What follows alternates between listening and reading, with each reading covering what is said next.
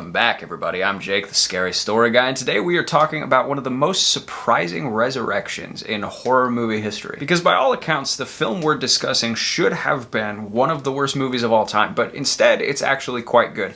And there's one man in particular to thank for that. And don't worry, I'm going to tell you what this movie is, who this mystery man is, and why his success here bodes well for the potential of a certain upcoming horror project. But before I do that, I am going to hold you hostage just long enough to ask you to like this video and subscribe to this channel. It helps me out a ton. Okay, without further ado, horror movies and critical acclaim don't always go together. If you're here on this channel, perhaps you already know this, but even by horror movie standards, the 2014 film Ouija was a pretty impressive critical catastrophe. Is it Ouija or Ouija? I feel like I hear so many people say Ouija. I don't think that's right, though. I'm gonna say Ouija. It looks like Ouija.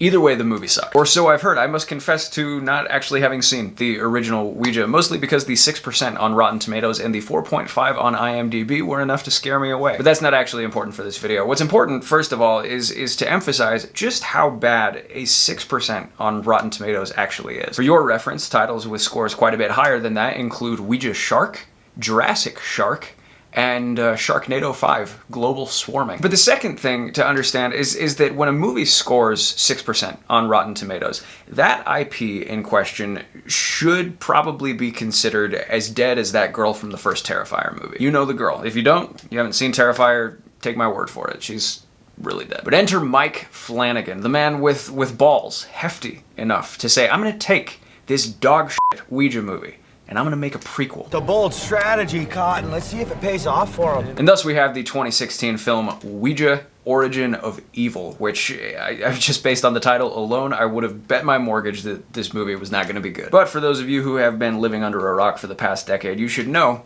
Mike Flanagan don't miss. I admit that I haven't seen his debut film, Absentia. It came out back in 2011, super low budget. It's on my list, but basically everything else Mike Flanagan has made, I have seen and enjoyed. He's made several solid horror movies, including what I thought was the excellent adaptation of Stephen King's novel, Dr. Sleep, but he's also made a few miniseries on Netflix that are among the best pieces of horror media to come out in recent years. If you've seen Haunting of Hill House or Midnight Mass or The Fall of the House of Usher on Netflix, you probably really liked them. That's Mike Flanagan. He's that dude. However, back in 2016 when Ouija Origin of Evil came out, I think not a lot of people knew he was that dude. But the good folks at Blumhouse, Universal, they gave him a shot and it paid off in a big way. So let's talk about what worked here. Ouija Origin of Evil is the story of a family in 1960s Los Angeles who find themselves a bit haunted after messing around with a Ouija board. And it's funny because this family has like a seance business. It's a mom and two daughters, and they just basically scam people into thinking that they're talking to their dead relatives.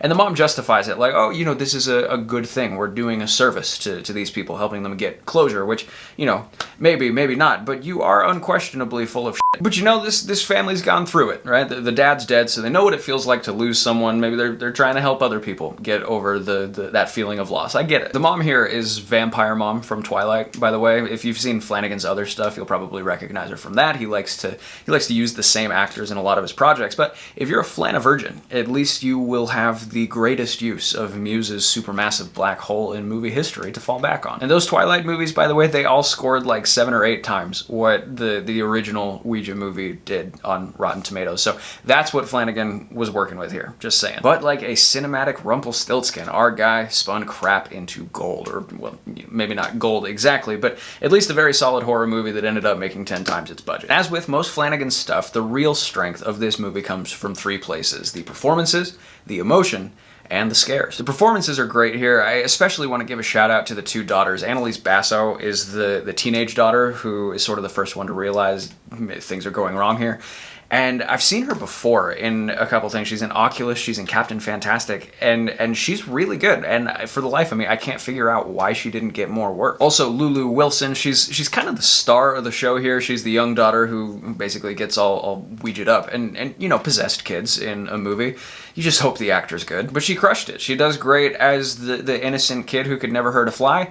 She does great as the spawn of Satan. You love to see it. And frankly, even though they're total scam artists, you do end up caring about this family, in part because of the performances, but also because Flanagan is just really skilled at infusing his scripts with a lot of emotion. This movie's quite touching and sad at parts. I think it's certainly a lot more than you'd expect from a horror prequel about a Ouija board. And all that's to the movie's benefit, ultimately, ultimately, because when the final act comes around and shit hits the fan, you're way more invested in it because you've spent the first 2 acts getting invested in these characters. Also, I should mention, Flanigan is able to wring that emotion out of this script without any of the monologuing that you might recognize from his Netflix stuff, like House of Usher, Midnight Mass, all very good.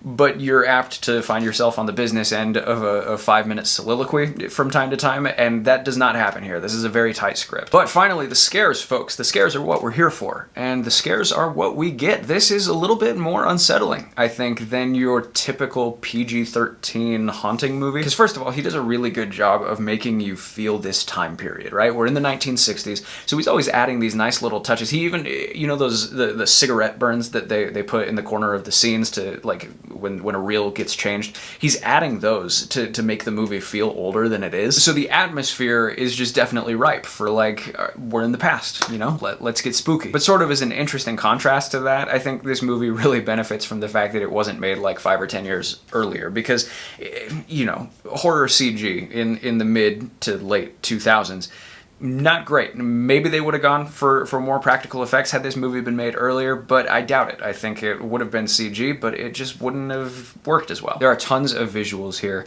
that are just a little bit more intense than what you're expecting, right? Because this movie's not reinventing the wheel. You've seen most of this stuff before.